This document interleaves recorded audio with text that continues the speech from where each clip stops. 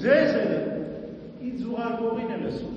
ով ձեզ է լսում, ինձ է լսում, իսկ ով ինձ է լսում, ինձ ուղարկողին է լսում, ով ձեզ է անարգում, ինձ է անարգում,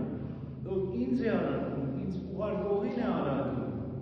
այսպես ասաց մեր Տերը Հիսուս Քրիստոս իր առաքյալներին, որ պետք է ուղարկեր ամբողջ աշխարհում մեկ ավետարանը քարոզել, հիվանդներին բժշկելու, մեղքերին թողություն տալու, դևերին հանելու, ով մեր Տիրոջը Հիսուս Քրիստոսին է լսում, նրա ուղարկողին Հորն է լսում, ով Հորն է լսում, Քրիստոսին է լսում, և Քրիստոսն ուղարկեց իր առաքյալներին, որպեսզի մենք լսենք առաքյալներին և կատարենք Քրիստոսի պատվերները։ Իսկ առաքյալները հետագայում սուրբ վարդապետներին փոխանցեցին Քրիստոսի պատգամները, եկեղեցու սուրբ հայրերին, և մենք տիեզերագույն սուրբ վարդապետներին լսելով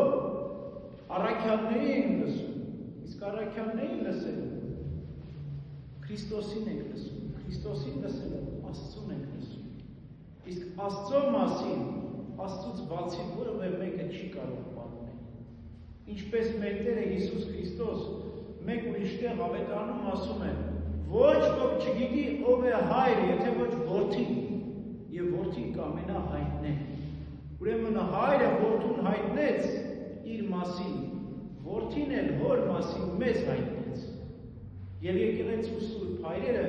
այդ բոլորը լսեցին Քրիստոսից, փոխանցեցին մեզ։ Այսօր Եփեսոսի սուրբ ժողովի տոնն է, երկու հայրապետ հավաքվեցին 431 թվականին Սուրբ Մարիամ Աստվածածին լինելու հանգամանքը քննելու։ Նեստորը ասաց, որ Մարիամը Աստվածածին չէ, այլ մարդածին է, Աստծունցի չներ, հետո Աստված դարձավ Քրիստոս։ Մենք միավորվելով Եփեսոսի ժողովի հայրերին ասում ենք, որ Մարիամը Աստվածածին է, որովհետև Աստծուն է ծնել և ոչ թե մարդածին։ Եվ մերժեցինք Նեստորին և իր չուր գաղափարները։ Եվ նաև Եփեսոսի սուրբ ժողովում հաստատեցինք, որ մենք դառնում ենք Քրիստոսի մեջ մեկ միավորյալ բնություն։ Քրիստոս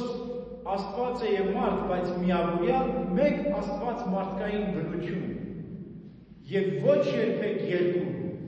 մի է բնություն բանին մարմնացելով։ Այս է արևելյան հինգ եկեղեցիների,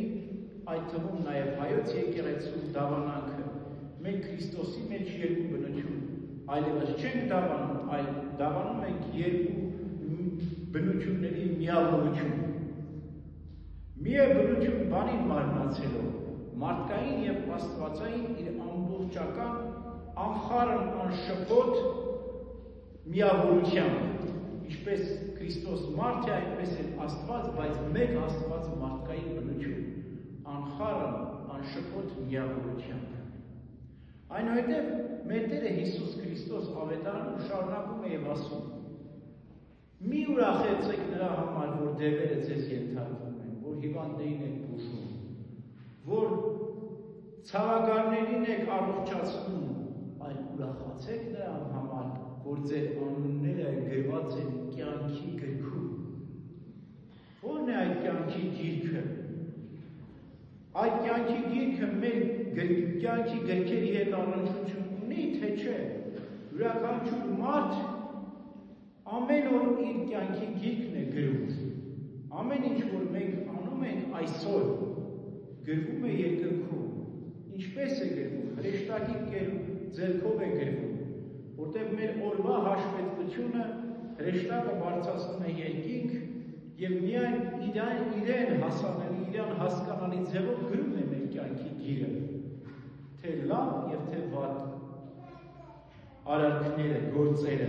և այդպես յուրաքանչյուր մարդու կյանքի գիրքն է գրվում երկնքում։ Բայց ամբողջ մարդկության կյանքի գրքերից բացի կան նաև կենաց գիրքը։ Կենաց գիրքը տարբերում է մեր կյանքի գրքերից։ այնտեղ ոսկե տարերով գրված են արդարների անունները, առաքյալների անունները, սուրբերի անունները։ Ինչպես անենք, որ մեր կյանքի գիրքն էլ ընդգրկվի կենաց գրքի մեջ։ Ամեն օր պետք է սրբագրենք մեր կյանքի գիրքը։ Այնտեղ կան վատ տողեր, մեր մեղքերն են դա։ Ամեն օր պետք է խոստովանենք մեր մեղքերը։ Սրբագրենք մեր կյանքի գիրքը, չթողենք այնտեղ որևէ բիծ, մեղք, անօրենություն մնա։ Թող միայն բարի գործեր լինեն։ Մեր կյանքը թող զարդարված լինի Աստված պաշտությամբ, առաքինություններով, բարի գործերով, որպեսզի մեր կյանքի գիրքը համապատասխանի կենաց գրքին։ Եվ կենաց գիրքը իրականում ինչ է, արդարների կյանքի գրքերի ժողովածուն է։ Հավաքվում են բոլոր արդարների կյանքի գրքերը և ստեղծվում է կենաց գիրքը։ Ում անուններն են այնտեղ գրված, միայն Աստված գիտի։ Բայց մեր Տերն ասում է առաքյալներին, որ ուրախացեք, որտեղ ձեր անունները գրված են կենաց գրքում։ Մենք էլ պետք է հասնենք այն իրական ուրախության, որ վստահ լինենք, որ մեր անունները կգրվի կենաց գրքում։ Իհարկե ոչ ոք չի կարող վստահաբար ասել, թե իր անունը կգրվի կենաց գրքում, բայց պետք է մենք փափագենք, ամեն օր սրբագրենք մեր կյանքի գիրքը և արժանի դարձնենք մեր անունները կենաց գրքում գրվել։